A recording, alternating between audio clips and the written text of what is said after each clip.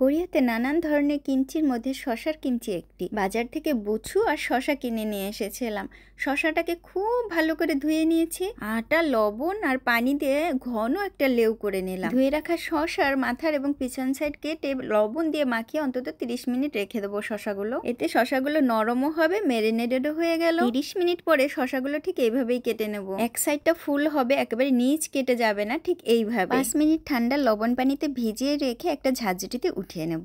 Apple অথবা পেয়ারের রস, ফিশ অ্যানচোভি সিরাপ, চিনি, লাল মরিচ, আদা, রসুন, পেঁয়াজ বাটা, আটার লেউ, কোরিয়ান মরিচের গুঁড়ো দিয়ে ভালো করে মিশিয়ে নিয়ে এই যে বুছোগুলো ছোট ছোট টুকরো করে নেব। কিমচির মশলার মধ্যে এই বুছোগুলো দিয়ে ভালো করে মাখিয়ে কেটে রাখা শসাগুলো নিয়ে আসবো আর এর শসার মধ্যে দেব। এটাই হচ্ছে কোরিয়ান শসার কিমচি, যা ওই সোবাগি বলে। খেতে কেমন, স্বাদ কেমন? অপূর্ব মজার স্বাদের। আমি 4 রকমের কিমচি করেছিলাম ওই দিন।